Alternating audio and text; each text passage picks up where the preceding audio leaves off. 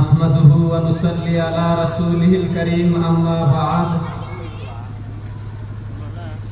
الحمد لله رب العالمين والعاقبة للمتقين والصلاة والسلام على سيد الأنبياء والمرسلين وخلفاء الراشدين وعلى آله وأصحابه أجمعين. فأعوذ بالله من الشيطان الرجيم. بسم الله الرحمن الرحيم. إنا نحن نزلنا الذكر وإنا له لحافظون. فقال النبي صلى الله عليه وسلم: خيركم من تعلم القرآن وعلمه أو كما قال عليه الصلاة والسلام. إن الله وملائكته يصلون على النبي يا أيها الذين آمنوا صلوا عليه وسلموا تسليما.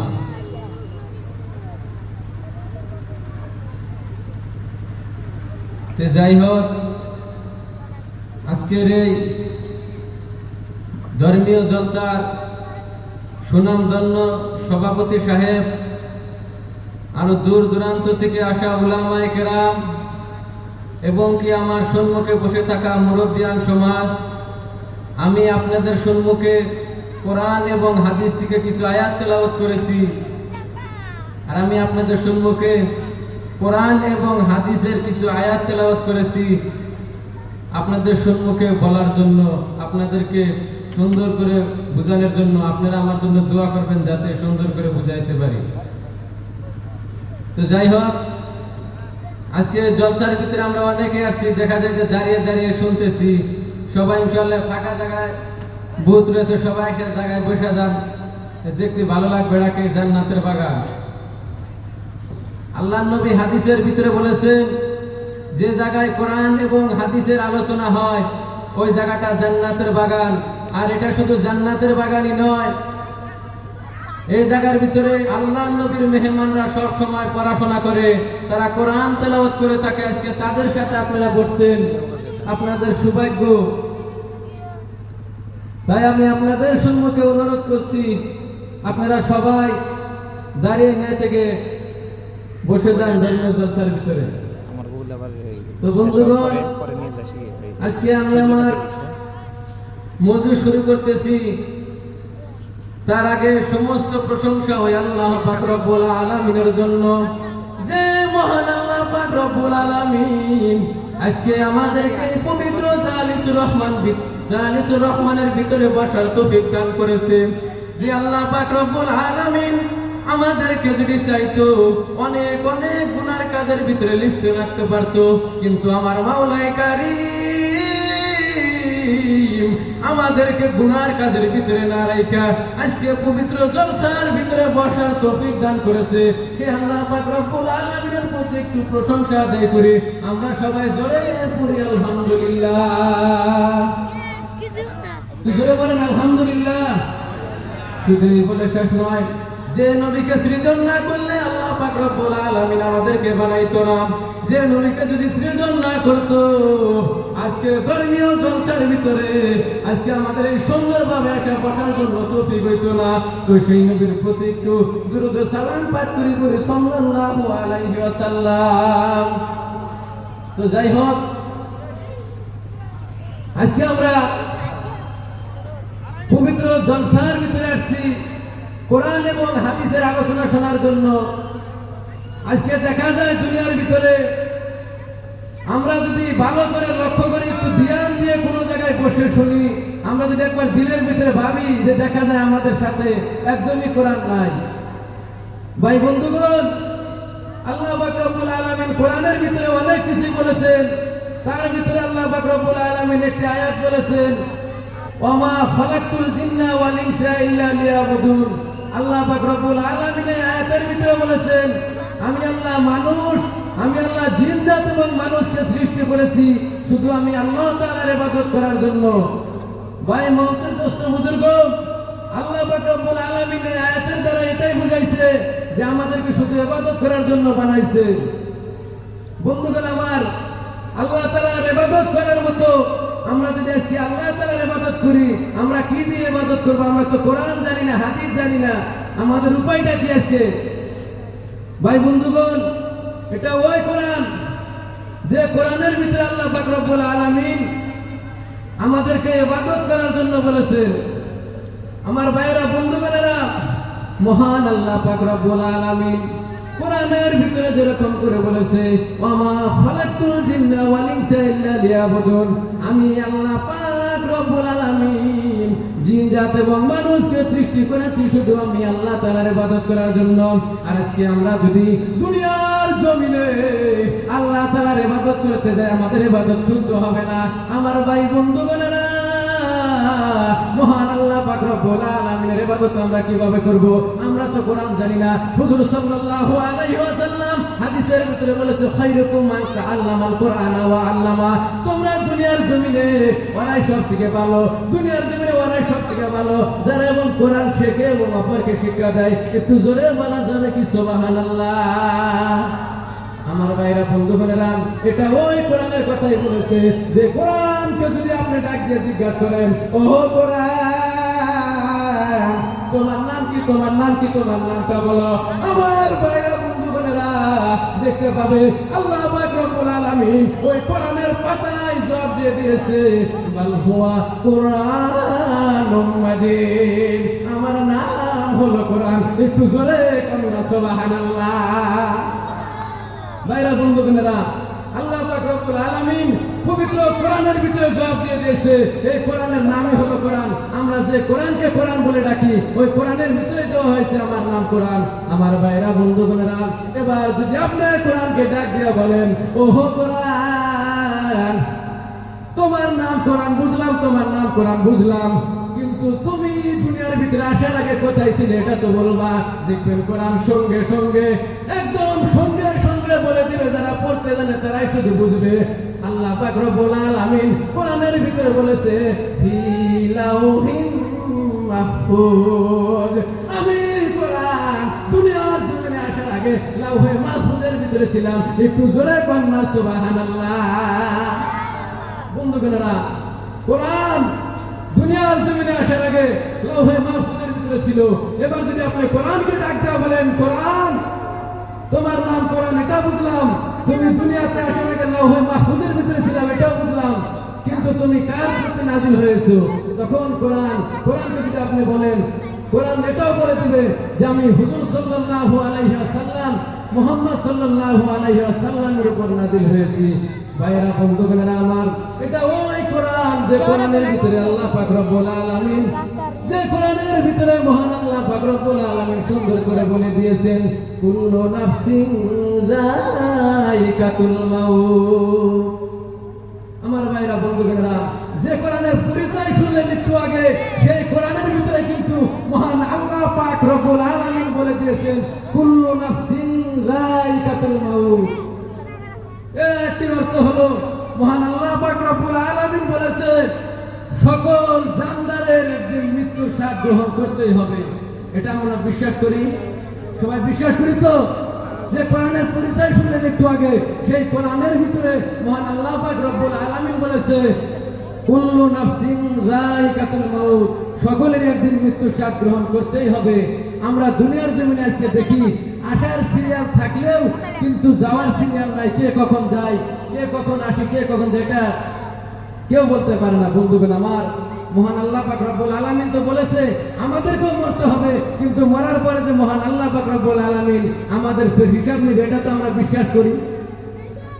মহান আল্লাহ পাক রব্বুল আলামিন কাল কিয়ামতের দিন তোমাকে যদি মরার পরে যদি জিজ্ঞাসা করে, ও দুনিয়ার মানুষ, তোমরা তো আলেম ওলামাদের মুখে শুনেছো, তোমরা তো আলেম ওলামারা তোমাদেরকে তো অনেক সুন্দর করে বলে দিয়েছে, নামাজের কথা, রোজার কথা, কালেমার কথা, কালেমার দাওয়াত দিয়েছে, সবই দিয়েছে, কিন্তু আজকে আমরা দেখা যায় আমরা কিছুই মানি না। মহান আল্লাহ পাক রব্বুল আলামিন যদি তোমাকে কাল কিয়ামতের দিন যদি আল্লাহ পাক রব্বুল আলামিন বলে, ও দুনিয়ার মানুষ, আমি আল্লাহ তোমাকে এত সুন্দর করে বানিয়ে দিয়েছিলাম, আমি আল্লাহ তাআলার একটা হুকুম ছিল, জানো নি আলেম ওলামারা তোমাদেরকে বলেছে তোমরা দুনিয়ার জমিনে না নামাজ পড়েছো কিনা? বন্ধুগণ আমার, আল্লাহ পাক রব্বুল আলামিন এটা বলবে, হাদিসের ভিতরে আছে আল্লাহ পাক রব্বুল আলামিন কাল কিয়ামতের দিন সবার আগে নামাজের প্রশ্নটাই করবে। বন্ধুগণ, আজকে দুনিয়ার জমিনে যদি কোন একজন মানুষ যদি বিদেশ যায়, ফের আবার বিদেশ থেকে যদি বাড়িতে আসে, আসার সময় বাড়ির মানুষদের জন্য, বাড়ির পরিয়ালের জন্য কোনো কাপড় টাপড় যা কোনো কিছু নিয়ে আসে, আর কিছু না পারলেও 2-1 টাকার সলকেট নিয়ে আসে কি আসে না? আওয়াজান আসে, নিয়ে আসে কি আসে না? ওইরকম ভাবে মহান আল্লাহ পাক রব্বুল আলামিন যদি আমাদেরকে বলে, আমাদেরকে যদি মহান আল্লাহ পাক রব্বুল আলামিন বলেন, ও দুনিয়ার মানুষ, আমি আল্লাহ পাক রব্বুল আলামিন তোমাদেরকে 40 বছরের হায়াতের দরকার আমি তাও দিয়েছিলাম, 60 বছরের হায়াতের দরকার আমি আল্লাহ তাও দিয়েছিলাম, তোমার খানা দানার দরকার, তোমার খাওয়ার জন্য মুখের দরকার ছিল, তোমার হাতের দরকার ছিল, হাঁটার জন্য পাওয়ার দরকার ছিল, আমি মহান আল্লাহ পাক রব্বুল আলামিন তোমাকে সব দিয়েছিলাম, নিশ্চয় আমার জন্য তোমরা কিছু নিয়ে এসেছো। এটা তো আমাদের বিদেশ বাড়ি। আল্লাহ পাক রব্বুল আলামিন বলবে, আমি যে তোমাদেরকে বিদেশ পাঠিয়ে দিয়েছিলাম, নিশ্চয় বিদেশ থেকে আসার টাইম আমার জন্য কিছু নিয়ে এসেছো। ভাইরা, বন্ধুগণেরা, মহান আল্লাহ পাক রব্বুল আলামিন যদি আমাদেরকে বলে, আমরা তো কেউ এটার উত্তর দিতে পারবো না, কারণ আল্লাহ পাক রব্বুল আলামিন আমাদেরকে নামাজের হুকুম করেছিল। আল্লাহ পাক রব্বুল আলামিন যদি আমাদেরকে বলে, আমি আল্লাহ তোমাদেরকে এত সুন্দর করে বানানোর পরেও আমি আল্লাহ তাআলার হুকুম কেন তোমরা আদায় করলে না? মহান আল্লাহ পাক রব্বুল আলামিন যদি বলে, আমি আল্লাহ তোমাদেরকে নামাজ পড়ার হুকুম করেছিলাম এবং কি আলেম ওলামারা তোমাদেরকে ওয়াজ নসিহত করে শোনাইছিল, তোমরা কি করেছো? আমার ভাইরা, বন্ধুগণেরা, আমরা যদি জবাব দেই, আমরা দুনিয়ার জমিনে অনেক সংখ্যার নিয়ে ঝামেলায় ছিলাম, ধরেছিলাম, সেই কারণে তোমার ইবাদত করতে পারি নাই। আমার ভাইরা, বন্ধুগণেরা, আল্লাহ পাক রব্বুল আলামিন যদি তোমাকে বলে, দুনিয়ার মানুষ, আমি আল্লাহ পাক রব্বুল আলামিনের একটা পয়গম্বর হযরত সুলাইমান আলাইহিস সালামের কাহিনী কি তোমরা শোনো নাই? তুমি কি তার চাইতেও তুমি ছিলাও যে কারণে আমি আল্লাহ তাআলার ইবাদত করতে পারো নাই? বন্ধুগণেরা, আল্লাহ পাক রব্বুল আলামিন আমাদেরকে যদি বলে এরকম করে, আমরা কি উত্তর দিব? আল্লাহ পাক রব্বুল আলামিন আমাদেরকে তো সবই বলে দিয়েছে কোরআনের ভিতরে। আমরা এমনকি আলেম ওলামাদের মুখেও শুনি আমাদেরকে কি করতে হবে না করতে হবে, কিন্তু আমরা তাও দেখা যায় আমরা আমল করি না। ভাইরা, বন্ধুগণেরা, মহান আল্লাহ পাক রব্বুল আলামিন আমাদেরকে যদি আবার জিজ্ঞাসা করে, ও দুনিয়ার মানুষ, তোমরা কেন আমি আল্লাহ তাআলার ইবাদত করতে পারো নাই? এবার যদি সবাই বলে, এবার যদি মহিলারা যদি জবাবটা দেয়, আমার স্বামী এরকম একজন ছিল, আমার স্বামীর কাজ করতে করতে আমি টাইম পাই নাই, সেই কারণে, তখন আল্লাহ পাক রব্বুল আলামিন এটার উত্তর দিয়ে দিবে, ফিরআউনের স্ত্রী আসিয়া রাদিয়াল্লাহু তাআলা আনহা, তার ঘটনা নিশ্চয় শুনেছেন। তার স্বামী কিন্তু কাফের ছিল, তথাপি আমার আল্লাহ তাআলার ইবাদত ছাড়ে নাই। জোরে জোরে কন্যা সুবহানাল্লাহ, লা ইলাহা, জোরে লা ইলাহা, আরো জোরে পড়েন লা ইলাহা। ভাইজান, আসমান সুন্দর, জমিন সুন্দর, তার সে সুন্দর মদিনা, মাওলা নিও আমায় ওই না নবীর পাক সোনার মদিনা, লা ইলাহা, জোরে লা ইলাহা। হাইরে জিকির করো, তসবিহ পড়ো, কইরো না অবহেলা, গুনাদিন ফুরাইয়া গেলে, গুনাদিন ফুরাইয়া গেলে, কাঁদবে রে মন শেষ বেলা, লা ইলাহা, সুবহানাল্লাহ ওয়ালহামদুলিল্লাহ, লা ইলাহা, জোরে লা ইলাহা, জোরে লা ইলাহা। আমার ভাইরা, বন্ধুগণেরা, যে কথাগুলো আলোচনা করতেছিলাম নামাজের বিষয়, মহান আল্লাহ পাক রব্বুল আলামিন কাল কিয়ামতের দিন আমাদের কাছে যদি নামাজের হিসাবটা নেয়, তাহলে তো আমরা নামাজের হিসাব দিতে পারবো না। আমাদেরকে আল্লাহ পাক রব্বুল আলামিন যখন প্রশ্ন করবে, আমরা যদি বলি আল্লাহ, এবার যদি মনে মনে নিয়াত করি আমরা যে ওয়াক্তে নামাজটা বলছি সেই নামাজটা দেই, আল্লাহ পাক রব্বুল আলামিন যখন জিজ্ঞাসা করবে নিশ্চয় দুনিয়াতে থেকে আসার জন্য আমার জন্য কিছু নিয়ে এসেছো, তখন আল্লাহ পাক রব্বুল আলামিনকে যদি দেওয়ার জন্য আমাদের এই নামাজটা নিয়াত করি, আমরা যে ওয়াক্তে নামাজটা বলছি সেই নামাজটা দেওয়ার জন্য যদি নিয়াত করি, তখন মনে মনে ভাববো না এই নামাজ তো আল্লাহ তাআলা দেওয়া যাবে না, কারণ এই নামাজ যে আমরা পড়েছি এই নামাজের আগেও সুন্নত পড়ি নাই, পাশেও সুন্নত পড়ি নাই, এই নামাজটা আল্লাহ তাআলা দেয় কিভাবে? এরকম হয় না? না হয়?